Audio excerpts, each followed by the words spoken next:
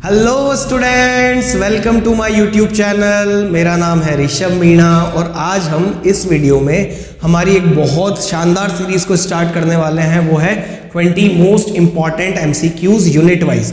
बेटा मैं इस सीरीज में आपके लिए हर पर्टिकुलर एक यूनिट से, पूरी इकोनॉमिक्स से जो यूनिट है उनसे 20 मोस्ट इंपॉर्टेंट एमसीक्यूज आपके लिए लेके आया हूं। और जो इस वीडियो में हम चैप्टर यूनिट को कवर करने वाले हैं वो है एग्रीगेट डिमांड। बेटा इस वीडियो को स्टार्ट करने से पहले, है ना, 5 मार्च को शाम को 5 बजे मैं आपका मैक्रो इकोनॉमिक्स का फुल लेंथ मॉक टेस्ट लेने वाला हूं। तो अगर आप वो मॉक टेस्ट देना चाहते हो तो इस वीडियो के डिस्क्रिप्शन बॉक्स में मैंने टेलीग्राम चैनल का लिंक दे दिया है।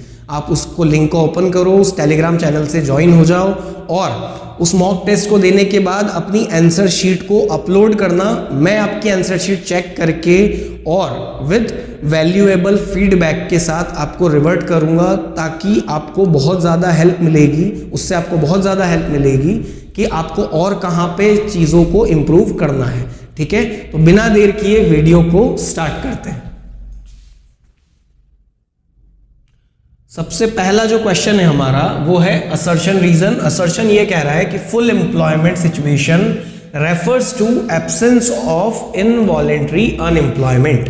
बेटा फुल एम्प्लॉयमेंट एक ऐसी सिचुएशन है जहां पे इनवॉलेंटरी अनएम्प्लॉयमेंट क्या होगा, एब्सेंट होगा। तो अनएम्प्लॉयमेंट बेटा दो टाइप के होते हैं, है ना। एक होता है वॉलेंटरी, एक होता है इनवॉलेंटरी। वॉलेंटरी अनएम्प्लॉयमेंट का मतलब जो पर्सन एबल है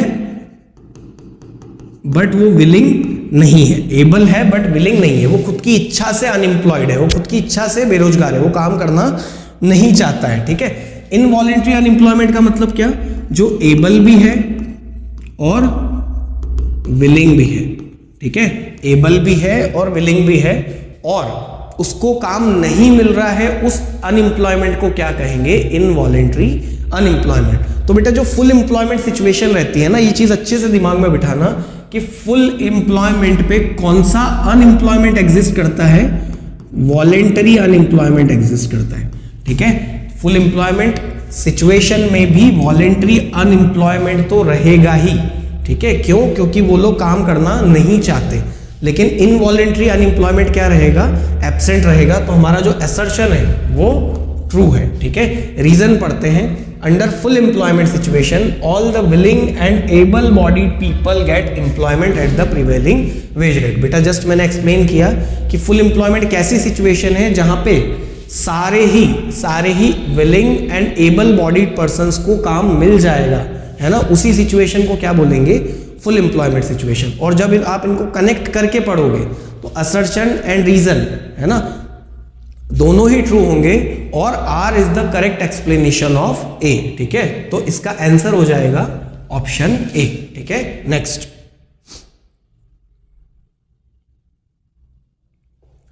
if in an economy actual aggregate demand falls short of demand required to maintain full employment level. ठीक है बेटा, ये ध्यान से समझो, ये एग्रीगेट डिमांड का ग्राफ, ये एग्रीगेट सप्लाई का ग्राफ। ये कौन सा पॉइंट है जहां पे AD is equal to S है और ये पॉइंट को हम लोग कहेंगे फुल एम्प्लॉयमेंट इक्विलिब्रियम लेवल। ठीक है, अब वो कह रहा है कि जो एक्चुअल एग्रीगेट डिमांड है इट फॉल्स शॉर्ट। तो ये जो aggregate demand required to establish full employment है, इससे जो एक्चुअल एग्रीगेट डिमांड है वो क्या हो गई, कम हो गई। ठीक है, तो फॉल्स शॉर्ट का मतलब एक्चुअल एग्रीगेट डिमांड क्या हो जाएगी, कम हो जाएगी। और जो ये गैप होगा, जो aggregate demand required to establish full employment and actual aggregate demand के बीच में जो गैप है, उस गैप को हम लोग क्या बोलते हैं, डिफ्लेशनरी गैप। तो correct answer is deflationary gap. ठीक है, next. In case of an underemployment equilibrium, which of the following alternative is not true? बेटा ये not true, true का ध्यान रखना। क्या पूछा है, not true पूछा है और बच्चे true लगा के आ जाते हैं, ये बहुत सिली मिस्टेक होती है। ठीक है, तो हमें ये बताना है कि अंडर एम्प्लॉयमेंट इक्विलिब्रियम में इनमें से कौन से चीज नहीं होगी। अंडर एम्प्लॉयमेंट इक्विलिब्रियम, इसका मतलब इक्विलिब्रियम का मतलब तो साफ है, AD is equal to AS, ठीक है। और अंडर एम्प्लॉयमेंट का मतलब कि इकोनॉमी में फुल एम्प्लॉयमेंट नहीं है। इसका मतलब क्या कि जितने भी लोग एबल एंड विलिंग हैं उन सभी लोगों को काम नहीं मिला, पर फिर भी क्या हो गया, एग्रीगेट डिमांड और एग्रीगेट सप्लाई इक्वल हो गए। ऐसी सिचुएशन को क्या बोलते हैं, अंडर एम्प्लॉयमेंट इक्विलिब्रियम। तो अब इनमें से क्या सही नहीं है, तो aggregate demand is equal to aggregate supply, बेटा ये तो सही है। There exist excess production capacity in the economy, ये भी सही है। क्यों, क्योंकि अभी सभी लोगों को काम नहीं मिला है। जब सबको मिलेगा तो प्रोडक्शन कैपेसिटी और ज्यादा बढ़ जाएगी, ठीक है। तो resources are not fully and efficiently utilise, ये भी सही है। क्यों, क्योंकि अभी सभी लोगों को काम नहीं मिला है, हमने हमारे रिसोर्सेज को फुली यूटिलाइज नहीं किया है। तो ये क्या पूछ रहा है, नॉट ट्रू। तो answer D will be the correct answer, resources are fully and efficiently utilize. Not true पूछा है तो डी ऑप्शन करेक्ट हो जाएगा, ठीक है। नेक्स्ट,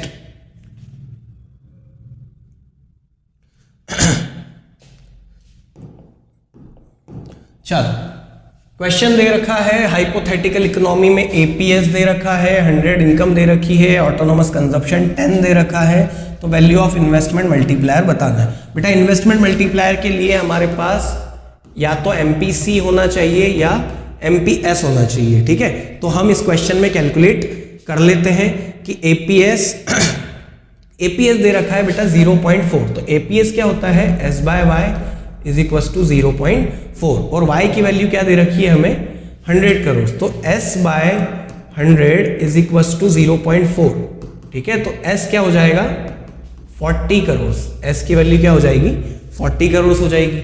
और जब S 40 है तो कंजप्शन कितना हो जाएगा, 60 है ना, इनकम 100 है, 100 में से 40 सेव हो रहा है तो कंजप्शन कितना हो रहा होगा बेटा, 60 हो रहा होगा। देखो अब है ना, ये क्वेश्चन थोड़ा सा अच्छा है, ध्यान से समझना कि ऑटोनोमस कंजप्शन का मतलब क्या होता है, consumption at zero level of income. जब इनकम 0 है तब कितना कंजप्शन है, 10, और जब इनकम 100 हो गई, तो उसमें कंजप्शन कितना आ जाएगा, 60। तो चेंज इन कंजप्शन कितना हुआ, 60 माइनस 10, तो डेल्टा सी क्या आ गया आपका 50, 60 माइनस 10। और डेल्टा वाई क्या है, चेंज इन इनकम कितना हुआ, जब 0 इनकम से इनकम कितनी चेंज हो गई, 100, तो डेल्टा वाई कितना हो जाएगा, 100। तो delta C by delta Y जब करोगे तो एमपीसी कितना आ जाएगा, 0.5। अब एमपीसी आ गया है तो k is equal to 1/1 minus 0.5, तो 1/0.5 हो जाएगा, तो बेटा इसका आंसर हो जाएगा 2, ठीक है। तो 2 इज द करेक्ट आंसर। ये बहुत अच्छा क्वेश्चन था बेटा, है ना। चलो नेक्स्ट, स्टेटमेंट 2। चलो स्टेटमेंट 2 पहले टाइप हो गया, उसको पढ़ लेते हैं। When income change in consumption delta C can never exceed the change in income. बेटा जब इनकम चेंज होगी, है ना, जब इनकम चेंज होगी तो चेंज इन कंजप्शन कभी भी चेंज इन इनकम को एक्सीड नहीं कर पाएगा। ये बिल्कुल सही है, ठीक है। Statement 2 is true. स्टेटमेंट 1 पढ़ते हैं। APC represents the change in total income with respect to given change in total consumption. नहीं बेटा, एपीसी क्या होता है, C by Y, consumption upon income, वो चेंज को नहीं बताता है। तो स्टेटमेंट 1 क्या हो जाएगा, ट्रू। तो आंसर क्या हो जाएगा, statement 1 is false and 2 is true, ठीक है। Option B is the correct answer. Next, assertion, the government can reduce the deflationary gap by purchasing government securities in the open market। देखो ये इस साल के सैंपल क्वेश्चन पेपर का question है और बहुत अच्छा क्वेश्चन है, ठीक है। थोड़ा सा ट्रिकी क्वेश्चन है। डिफ्लेशनरी गैप कब बनता है, जब इकोनॉमी में डिमांड कम हो। डिमांड क्यों कम है, क्योंकि लोगों की जेब में पैसा कम है। अब उस डिफ्लेशनरी गैप को रिड्यूस करने के लिए क्या किया जा सकता है, गवर्नमेंट सिक्योरिटीज को परचेज किया जा सकता है। गवर्नमेंट सिक्योरिटीज को जब परचेज करेंगे तो पैसा बैंकिंग सिस्टम में जाएगा और बैंकिंग सिस्टम से लोगों के पास पहुंचेगा, ठीक है। तो मनी सप्लाई बढ़ेगा तो डिमांड बढ़ जाएगी और डिफ्लेशनरी गैप क्या हो जाएगा, रिड्यूस हो जाएगा। बट सीबीएसई ने यहां पे ट्रिक किया है बेटा, उसने सेंट्रल बैंक की जगह यहां पर क्या लिख दिया, गवर्नमेंट लिख दिया। ओपन मार्केट में गवर्नमेंट सिक्योरिटीज कौन बेचता है, आरबीआई बेचता है या सेंट्रल बैंक बेचता है, यहां पे क्या लिखा हुआ है, गवर्नमेंट। तो बेटा ये पहली बार जो कोई बच्चा पढ़ रहा है और उसका उतना फोकस नहीं है तो वो असर्शन ट्रू करके आ जाएगा, ठीक है, लेकिन ये असर्शन फॉल्स है क्योंकि यहां गवर्नमेंट की जगह आरबीआई लिखा होता तो ये असर्शन ट्रू होता, ठीक है। तो असर्शन इज फॉल्स। नेक्स्ट पढ़ते हैं, reason, the central bank purchases government securities in the open market to increase the lending capacity of commercial banks. बिल्कुल सही बात है, जस्ट मैंने एक्सप्लेन किया कि सेंट्रल बैंक गवर्नमेंट सिक्योरिटीज को परचेज करेगा ताकि कमर्शियल बैंक की लैंडिंग कैपेसिटी बढ़ जाए। तो assertion is false and reason is true, ठीक है। Option D will be the correct answer.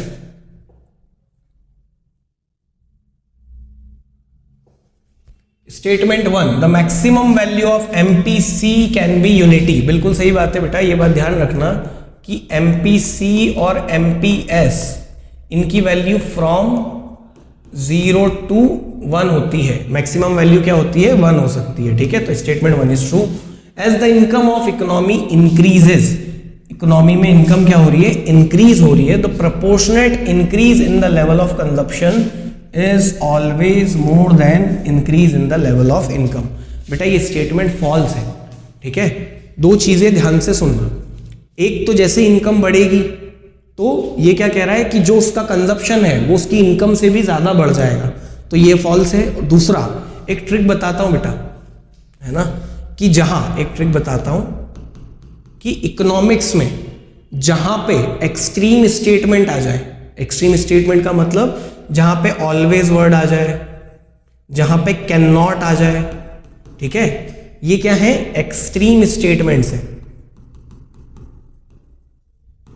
ये क्या है बेटा, एक्सट्रीम स्टेटमेंट्स हैं। तो जहां पे एक्सट्रीम स्टेटमेंट्स आ जाए और आपको समझ में नहीं आ रहा हो कि इसका आंसर क्या होगा, तो बेटा 90% केस में, 90% केस में इसका आंसर क्या होगा, फॉल्स होगा, क्योंकि ये एक्सट्रीम स्टेटमेंट्स है, ठीक है। स्टिल 10% जगह ऑलवेज और कैन नॉट ये वर्ड आ जाते हैं तो वो ऑप्शन ट्रू हो सकता है, वो स्टेटमेंट ट्रू हो सकता है। बट 90% केस में क्या होगा, वो स्टेटमेंट फॉल्स होगा, है ना। आप अप्लाई करके देखना, आपको समझ में आ जाएगा मैं क्या कह रहा हूं, ठीक है। चलो, तो statement 1 is true, second is false. कौन सा आंसर हो जाएगा इसका, ऑप्शन ए, ठीक है। Next,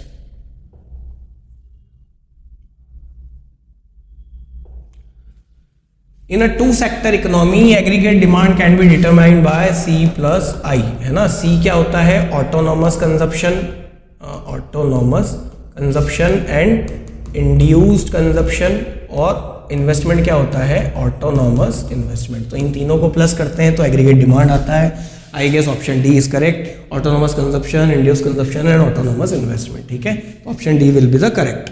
next, consumption function assumes that consumption changes at a constant rate as income changes. बहुत ज्यादा इंपॉर्टेंट, मेरी प्रेडिक्शन 19 मार्च के पेपर में इस कांस्टेंट चेंज से, है ना, कांस्टेंट चेंज ऑफ एमपीसी से क्वेश्चन आने वाला है, याद रखना और बहुत ध्यान से समझना। इसको थोड़ा सा समझाऊंगा बेटा, एक्सप्लेन करूंगा, ठीक है। जैसे आप कंजप्शन का ग्राफ कुछ इस तरीके से बनाते हो, ये सी और ये वाई कंजप्शन का ग्राफ, है ना, अपवर्ड स्लोपिंग ग्राफ रहता है, स्ट्रेट लाइन। बेटा याद रखना कि इस ग्राफ को बनाते वक्त एक अजम्पशन माना जाता है ना, अज्यूम किया जाता है कि जो एमपीसी है वो क्या है, कांस्टेंट है। एमपीसी क्या है, कांस्टेंट है। एमपीसी कांस्टेंट है, इसका मतलब हमने ये मान रखा है कि एमपीसी मान लो 0.5 है। एक मिनट में माइक ठीक कर देता हूं। हाँ, एमपीसी क्या है, 0.5 है। मतलब अगर 100 इनकम बढ़ेगी तो कंजप्शन कितना चेंज होगा, 50 हो जाएगा। अगर इनकम 200 बढ़ेगी तो कंजप्शन 100 हो जाएगा। इनकम 400 बढ़ेगी तो कंजप्शन कितना चेंज हो जाएगा, 200। तो एमपीसी क्या है, कांस्टेंट है, इसीलिए इसका ग्राफ क्या हो रहा है, upward sloping straight line curve, ठीक है। ये बात ध्यान रखना। तो स्टेटमेंट 1 क्या है, ट्रू है। स्टेटमेंट 2 क्या है, autonomous consumption is the ratio of total consumption to total income. Autonomous consumption बेटा ये तो स्टेटमेंट बेकार है, ऑटोनोमस कंजप्शन कुछ अलग होता है, है ना, जीरो लेवल ऑफ इनकम पे जो कंजप्शन होता है उसको ऑटोनोमस कंजप्शन कहते हैं। तो statement 1 is true and second is false, ठीक है। Next,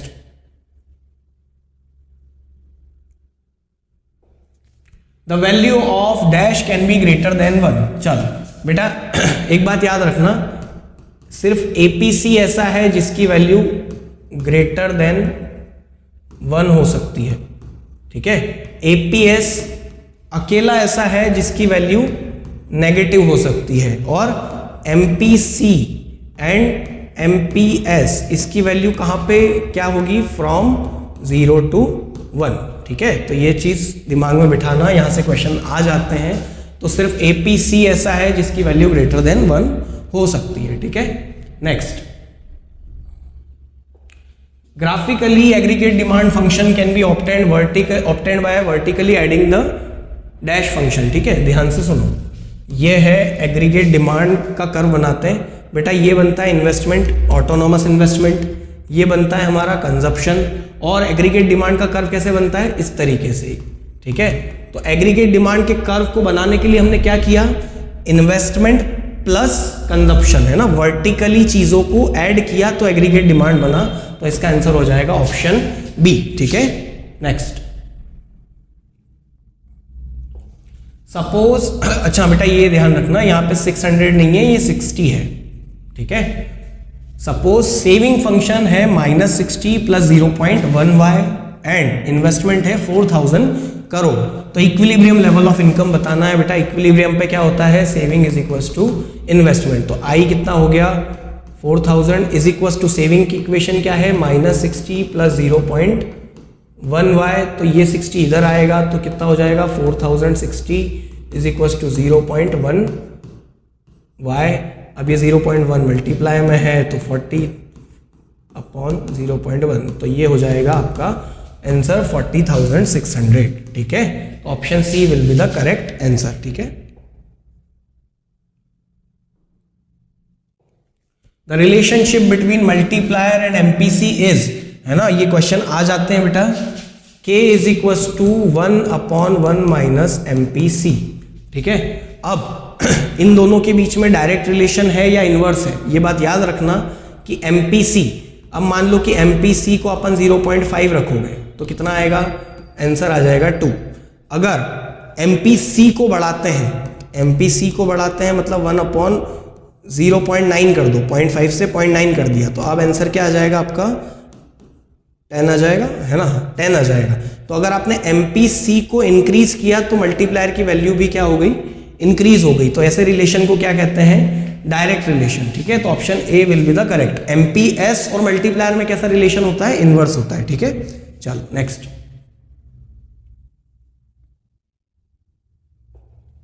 if the entire additional income of an economy is consume the value of investment multiplier, है ना, यहाँ पे मल्टीप्लायर आएगा बेटा, the value of investment multiplier if the entire additional income is consumed। तो k is equals to 1/1 - MPC, ठीक है। तो सारी इनकम कंज्यूम हो गई है तो MPC की वैल्यू क्या हो जाएगी, 1। तो 1/1 - 1 तो 1/0 कितना हो जाएगा, infinite. Option B will be the correct answer, ठीक है। Next,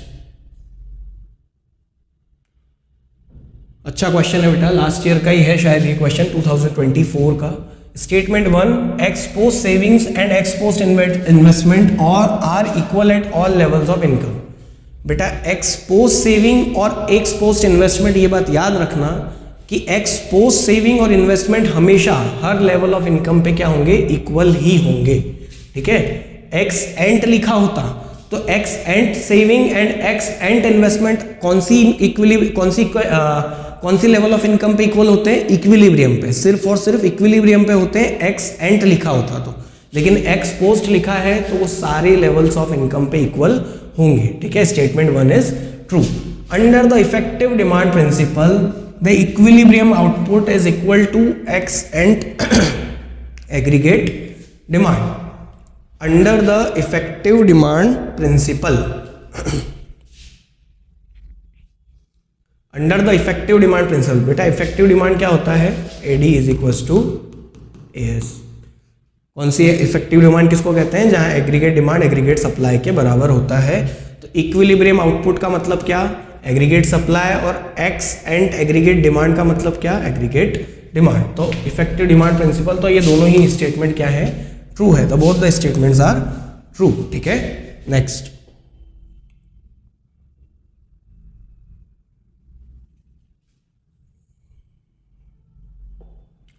statement 1, investment is defined as addition to the physical capital and changes in the inventory. बिल्कुल सही बात है, physical capital plus change in stock है ना, इसी को हम लोग इन्वेस्टमेंट कहते हैं, तो ट्रू है। Statement 2, at equilibrium level of income ex post investment and ex post saving are always equal. At equilibrium level of income है ना, इक्विलिब्रियम लेवल ऑफ इनकम पे ex post investment and ex post saving हमेशा equal होंगे। बताओ true है या false है, ठीक है। Ex at equilibrium level of income ex post investment and ex post savings are always equal, बिल्कुल सही बात है बेटा, है ना। स्टेटमेंट 2 भी क्या होगा, ट्रू हो जाएगा। Both the statements are true. चलो next,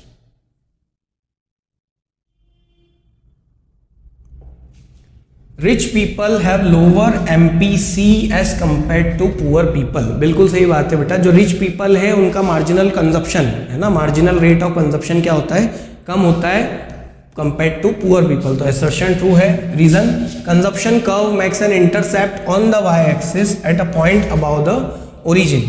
consumption curve makes an intercept है ना, ये इंटरसेप्ट मार रहा है point above the origin consumption curve, तो रीजन भी ट्रू है। बट असर्शन रीजन आपस में कनेक्ट नहीं हो रहे हैं, तो answer B will be the correct answer, ठीक है। Next,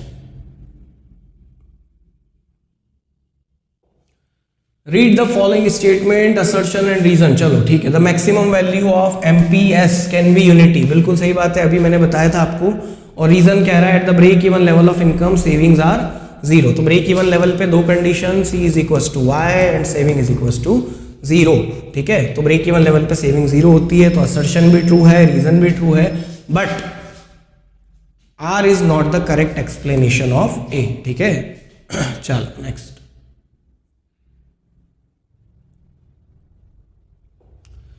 if in an economy the investment multiplier दे रखा है 4, ऑटोनॉमस कंजप्शन है 30, तो हमें कंजप्शन फंक्शन बताना है।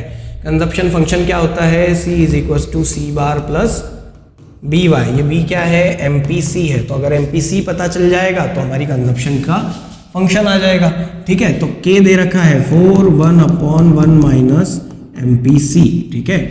छोड़ो, अपन तो MPS निकाल लेते हैं, 1/MPS। तो MPS की वैल्यू कितनी हो जाएगी, 1/4, तो 0.25। जब MPS 0.25 है तो MPC कितना हो जाएगा, 0.75। तो MPC की वैल्यू 0.75 हो गई, और ऑटोनॉमस कंजप्शन दे रखा है 30, तो 30 प्लस 0.75 Y, ये हो जाएगा इसका करेक्ट आंसर, ठीक है। चलो लास्ट क्वेश्चन, क्वेश्चन नंबर 20। बताना जरूर कि किसके 20 आउट ऑफ 20 सही हुए हैं ना बेटा। अगर कितने सही हुए हैं क्वेश्चन, ये कमेंट बॉक्स में जरूर बताना, ठीक है। चलो देखता हूं किसके सारे सही हैं। Statement 1, a consumption function describes the relationship between consumption and saving. बेटा consumption function C is equal to FY होता है, ठीक है। ये फंक्शनल रिलेशन बता रहा है, कंजप्शन और इनकम के बीच में, कंजप्शन और सेविंग के बीच में नहीं बता रहा है। तो स्टेटमेंट 1 क्या हो जाएगा, फॉल्स हो जाएगा। Statement 2, consumption function consist of 2 components. Consumption function consist of 2 components, autonomous consumption and induce consumption. बिल्कुल सही बात है बेटा। तो स्टेटमेंट 2 क्या हो जाएगा, ट्रू हो जाएगा। तो statement 1 is false and 2 is true, ठीक है। Statement 1 is false and 2 is true. Option B is the correct answer.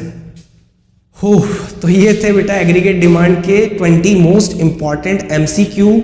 और मेरी गारंटी कि 19 मार्च को आपको इस वीडियो से डायरेक्ट क्वेश्चन देखने को मिलेंगे आपके पेपर में, ठीक है। तो अगर वीडियो हेल्पफुल लगी तो please like, share, subscribe my channel. And अगर कोई भी डाउट हो तो आप कमेंट बॉक्स में बताओ, और कमेंट बॉक्स में ये ज़रूर बताना कि आपके कितने क्वेश्चन सही हुए हैं, ठीक है। तो थैंक यू सो मच।